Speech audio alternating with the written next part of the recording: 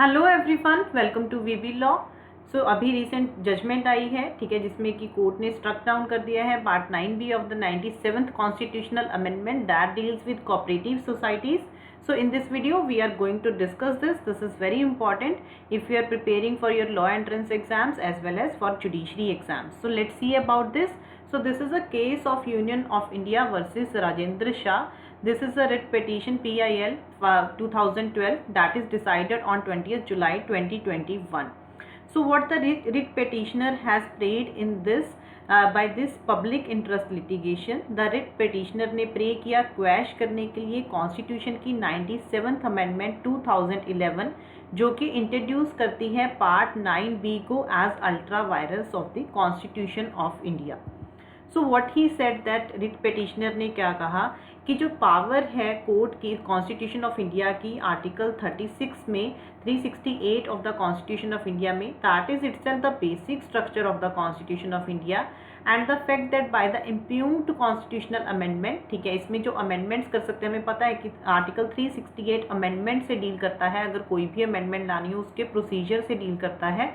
सो petitioner ने क्या कहा कि जो प्रोसीजर प्रिस्क्राइब किया गया है आर्टिकल 368 सब क्लॉज 2 में कॉन्स्टिट्यूशन के, वो रिकॉग्नाइज करता है federal structure of the constitution as basic structures has not been allowed is violative of the constitution. इसमें बेसिकली उसने पिटिशनर ने क्या कहा कि जो ये 97th कॉन्स्टिट्यूशनल अमेंडमेंट से जो चीज़ ऐड हुई है कोऑपरेटिव सोसाइटीज़, जो ये कोऑपरेटिव सोसाइटीज़ हैं, ये जो 7th शेड्यूल हमें बताता है 3 टाइप्स की लिस्ट देता है, that is union list, state list and concurrent list. ये स्टेट लिस्ट में फॉल करती है, इसमें सेंटर लिस्ट में ये फॉल ही नहीं करती है. सो उसने स्पेसिफिकली लिखा कि it was excluded from entry number 43 of list 1, ये उसमें दी ही नहीं हुई है. देयरफॉर पिटिशनर के अकॉर्डिंग जो स्टेट लेजिस्लेचर है सिर्फ वही कॉम्पिटेंट अथॉरिटी है लॉ बनाने के लिए कोऑपरेटिव सोसाइटी से रिलेटेड. एंड द जो प्रपोज्ड अमेंडमेंट थी, ठीक है, उसमें सेंटर ने लॉ लेके आई थी, सेंटर ने बनाया था ये लॉ. सो इसलिए उसने कहा कि ये violative of the constitution of India है क्योंकि इसमें majority of the state legislature receive ही नहीं किया गया था जब ये अमेंडमेंट लेके आए गए थे before presenting the bill proposing the amendment to the president of India. So basically he appealed for the questioning of this constitutional amendment 2011 जिसने कि इंट्रोड्यूस किया पार्ट 9B को. अब this is all about what he has prayed. Now जो 97th constitutional amendment है वो किस चीज़ से डील करती है? This deals with issues relating to the effective management of the cooperative societies in the country that was passed by the parliament in December 2011. इसको पास किया गया था दिसंबर 2011 में, जो कि इफेक्ट में आया था 15 फरवरी 2012 में. So you need to remember this. और जो चेंज आया था कॉन्स्टिट्यूशन में इस अमेंडमेंट के थ्रू, उसने अमेंड किया था article 19(1)(c) to give protection to the cooperatives and insert कर दिया था 43B, ठीक है, आर्टिकल जो कि डायरेक्टिव प्रिंसिपल था and part 9B relating to them. So इसमें चेंज आया गया था इस अमेंडमेंट से. सो दिस वाज जब ये अमेंडमेंट बनाई गई थी ये सब चीज़ें हुई थी. अब जो बेंच ऑफ इस केस में क्या हुआ था कि बेंच कौन से जजेस का था? RF Nariman, KM Joseph and justice, ठीक है, BR Gavai, which pronounce the verdict. उन्होंने क्या कहा? We have struck down the part 9B of the constitution relating to cooperative societies but we have save the amendment.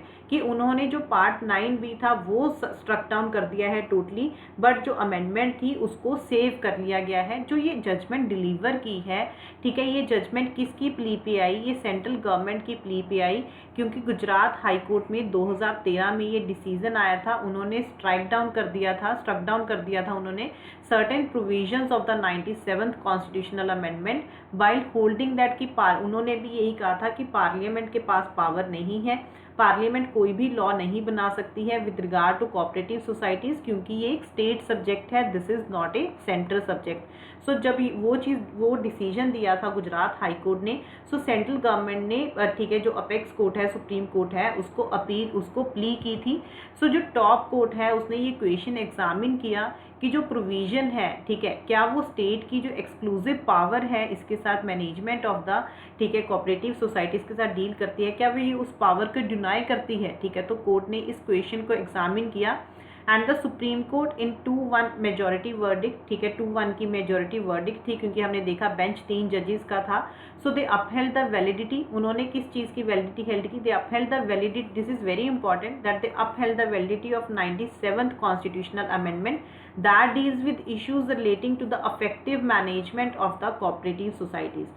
जो उन्होंने 97th अमेंडमेंट को तो उसकी वैलिडिटी को तो अपहेल्ड कर दिया, बट स्ट्रक डाउन कर दिया पार्ट, ठीक है, जो कि insert part 9B was struck down completely, but struck down है part 9B inserted by it which relates to the constitution and working of the cooperative societies, क्योंकि वो स्टेट सब्जेक्ट है और सेंटर के पास पावर नहीं है कि वो उसके साथ डील कर सके. और जब ये चीज़ लाई गई थी तो स्टेट लेजिस्लेचर की मेजॉरिटी का असेंट उस चीज़ में नहीं था. So this is all about this, ठीक है. तो 2-1 की मेजॉरिटी थी इसमें, this is very important, and the justice Joseph has completely struck down the part 9B. So this is about it. Thank you so much everyone. अगर आपको video अच्छा लगा कमेंट बॉक्स में ज़रूर बताना. Do subscribe the channel, like and share the video. Bye bye, take care.